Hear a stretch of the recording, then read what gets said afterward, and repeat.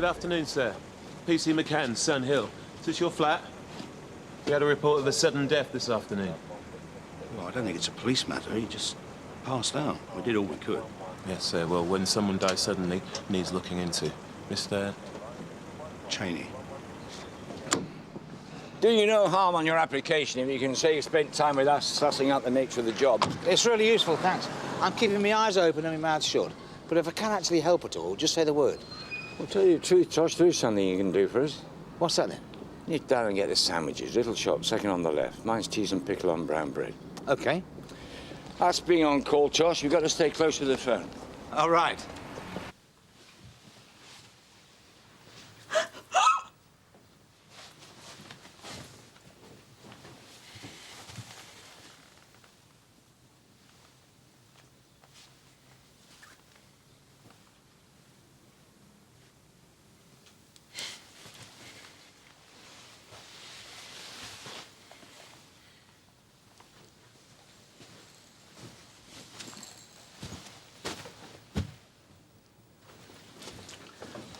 I thought they'd take him in the ambulance.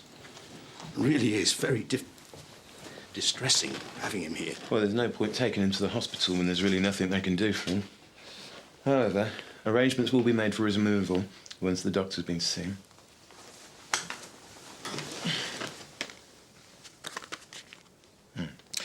I have the gentleman's name as Len Richards. That's right. Can I have his address, please? 35. Elcott Gardens. Age? He was 48. Next of kin? His wife, Janice. Can I have your name and address, please? Do you really need me? I have to be home soon. You're a witness. I'm afraid we do. Carol Dutton, 51, Gateside Street. Right. Were you both with him when he died? Yes, we were all in here, just having a drink, and Len said he was feeling a bit ill. He was short of breath. Andy had a pain in his chest. She said it was indigestion. Indigestion, right. So we said he ought to lie down, right, Carol? Right. So we helped him into the spare room, tried to get him comfortable. Loosened his clothes. Yeah, helped him off with his clothes. And, He passed out on the bed. I did first aid, and I couldn't find a pulse. So I just tried what I knew. She couldn't have done any more. I don't know if I did it right. I just want him back.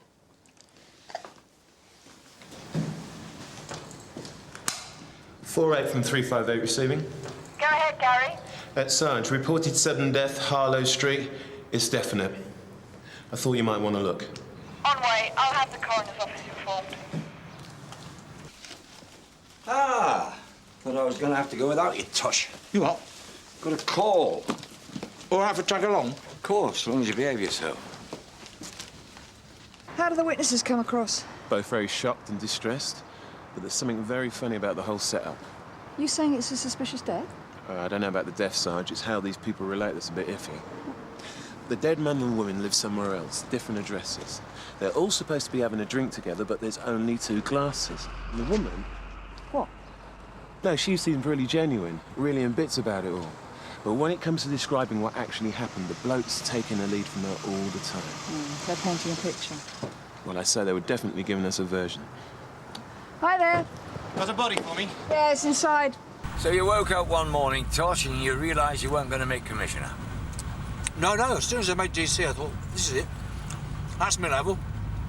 We're not talking frustrated ambition here at all. Not at all. Well then. It's not the job of joint, basically. And then you've got to say to yourself at 55, which is no age at all, is it, these days? I'm going to be out of my ear. And what am I qualified as? A security man? Yeah. At least we can go on till 60 in this job. So if you get a board for coroner's officer, you'll say, I want the job because I'm brassed off with the police. No, I've got a very positive attitude. I did one of these personality profile tests in a newspaper, and I came out a people person. I think I'm very well suited in dealing with the public when they're stressed and grieving. Well, Tosh, you're laughing. The doctor's seen him. Now, can somebody make arrangements? Your friend will be moved when the coroner's office has been. The coroner's officer? This is turning into a three-ring circus. It's a legal requirement in the event of a sudden death. I'm sorry if you find that distressing, but it's the way it is. Can I go now? I'll need to be back with the kids in a little while. I'm afraid the coroner's officer will have to take evidence from you. And anyway, I would like to get a better picture of the circumstances surrounding Mr. Richards' death. Oh, he just died. It's bad enough. Why rake over it? Because unless I can get a clearer picture, I'm going to think that you're concealing something. And then I have to treat this as a suspicious death. That involves a full-scale police investigation. What? Right, you told my colleague here that you were having a drink with Mr. Richards when he was taken ill. That's right. Champagne. In the early afternoon, were you celebrating something? Oh, well, we have this little syndicate betting on the horses, and we had an accumulator come up. Oh, that was lucky. Can you remember the names of the horses? Len was the betting man. He knew the form. We just followed his selections. OK, so you were all having a drink together? I didn't. I was going to be driving.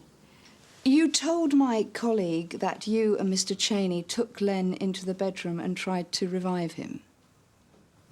As God's my witness, I did the best I could. You removed his clothing? Well, you've got to give him the chance to breathe freely, and you need to get to the bare chest for the heart massage. Yeah, I understand that, but he was only wearing a shirt. I mean, his jacket and trousers were hung up neatly on a coat hanger. That doesn't seem to me to be what you do in a medical emergency. Gary, would you take Mr. Cheney through to the kitchen, please? Mr. Cheney?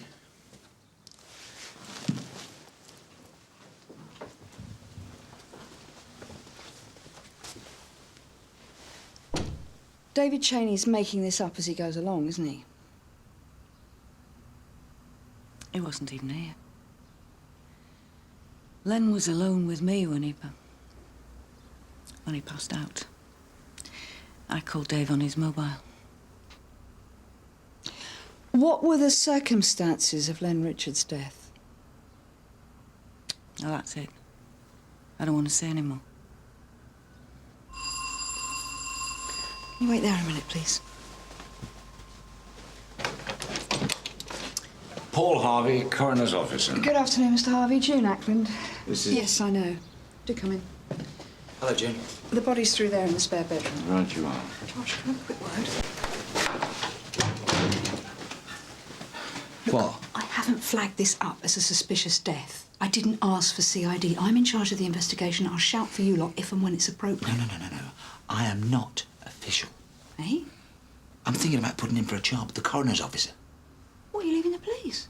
Well, I've not actually burnt my boats, but I'm just considering my options. I'm going round with Paul, so I know what I'm talking about if I do go for a board. Straight up? Well, yeah, why? What's this like kind of work experience then? If you want to put it like that, yeah. Oh, I mean, anything you want to know, Tosh. Don't be too shy to ask.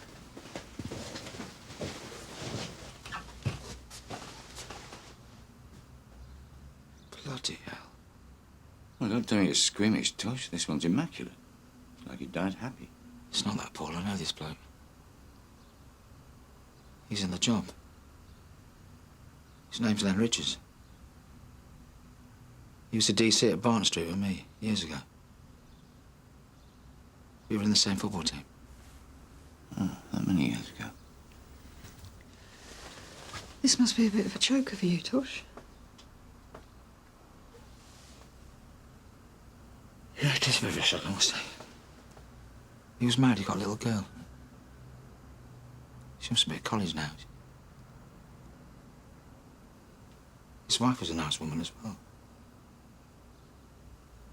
Janet. No, Janice it was, Janice. Look, Tosh, perhaps you can do me a favour. I've got a witness who's given me the runaround. A bit of personal information might just work the oracle. Yeah, sure, yeah. All right, come on in.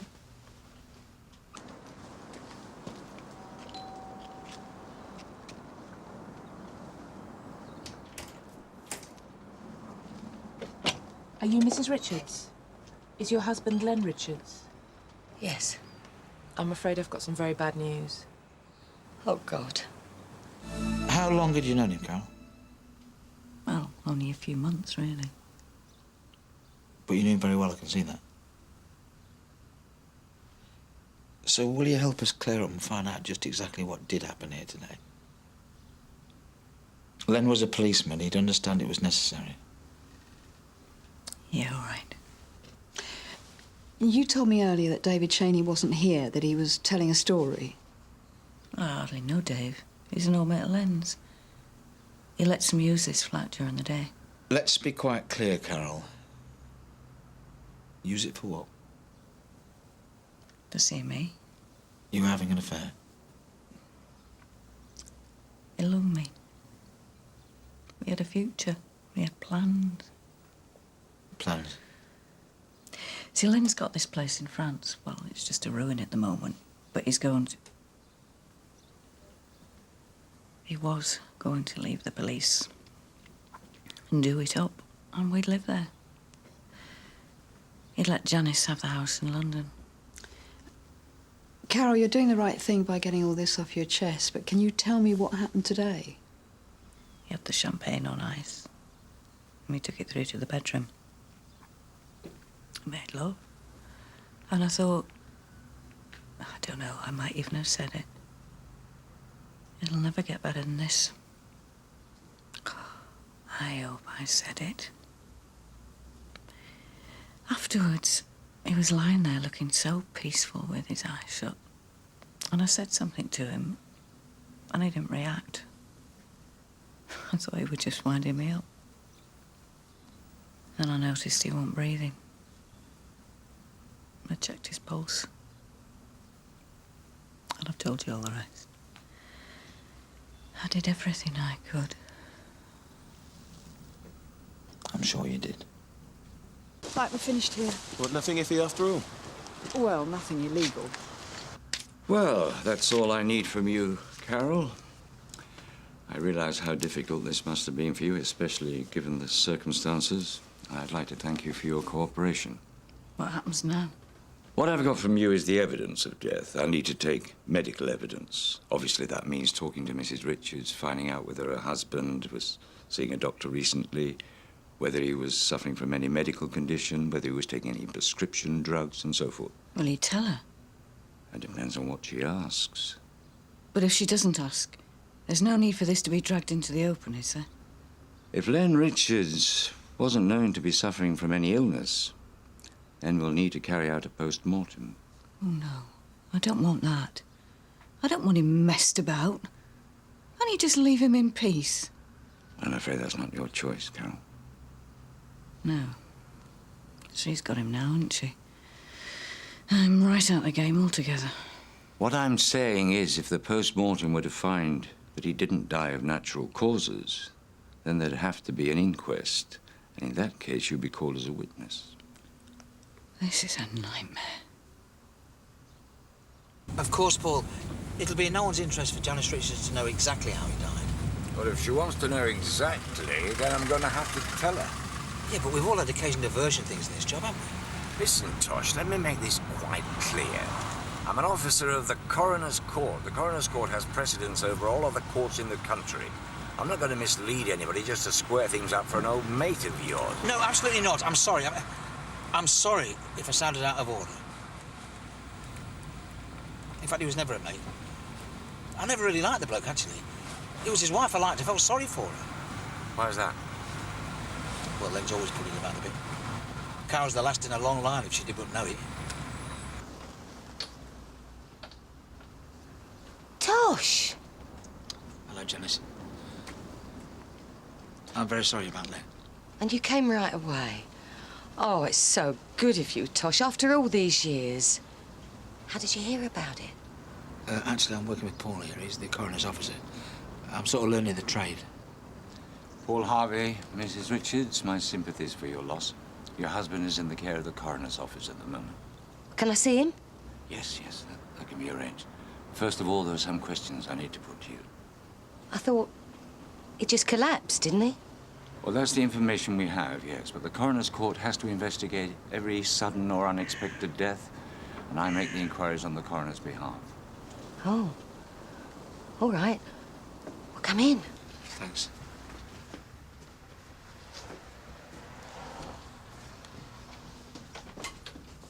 Would you like some tea? Isn't there anyone else here with you, Janet? My daughter's on her way. The WPC said, did I want a neighbour in? But, well, I'm not that big pals with any of them. And they'll all soon have their noses in my business. Well, how about me making the tea? Save you in a bit of a spare part. Well, you won't know where anything is, Tosh. I'm a detective.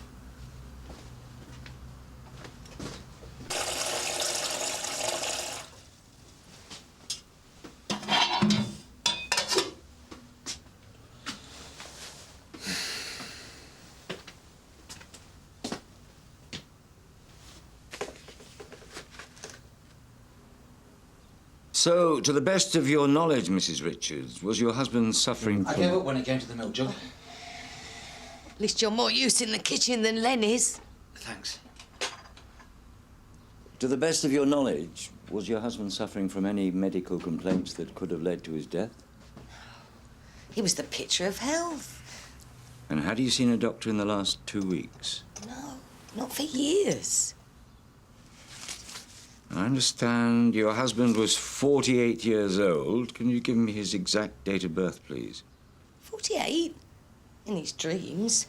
He was born June the 10th, 1944. He was 53. So near to retirement. That's what's going to be so hard to come to terms with. We had plans. Plans? We got this little property in France. We were going to do it up properly. Live there permanently.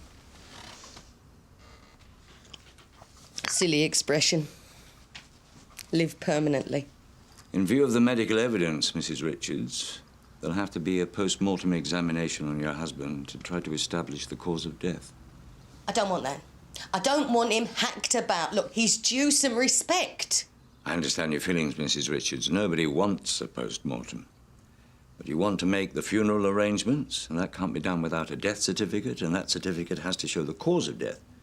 I'm afraid we're all bound by the law, Mrs. Richards. As you said yourself, Janice, he was the picture of health. Wouldn't it put your mind at rest if you knew what the cause was? Maybe you're right, Tosh. I'm sorry. Where did he die exactly? The WPC said an ambulance was called and they couldn't do anything to help him, so was he taken to the hospital? Your husband died at 100 Harlow Street. What, collapsed in the street outside there? No, he died inside the house. On inquiries? I know it was a social visit. Harlow Street? Well, what was he doing there? It's the home of David Shaney. Oh, of course it is. Oh, no, I understand. Those two were inseparable, Len and Dave. Always up to some mischief. Like a couple of school kids. Men.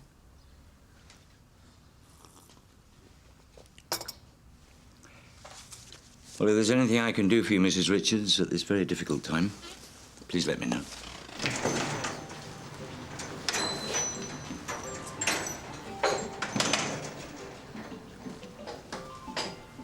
Hello, Carol.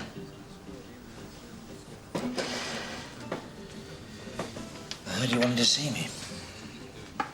Yeah. Thing is, I did something a bit silly yesterday. Well, go on. Len always wore really smart shirts. Proper double cuffs. He was always very particular about his appearance. I think that says a lot about a man, don't you? Yeah. Well, he had these really nice gold cufflinks, nothing flashy. Very tasteful. They were a family heirloom. They belonged to his dad. All right. They were on the bedside table when it happened. Well, I know it's a terrible thing to think at a time like that, but just as the ambulance arrived, I thought, we're going to have strangers barging in here and... Well, you do hear stories. You do, yeah.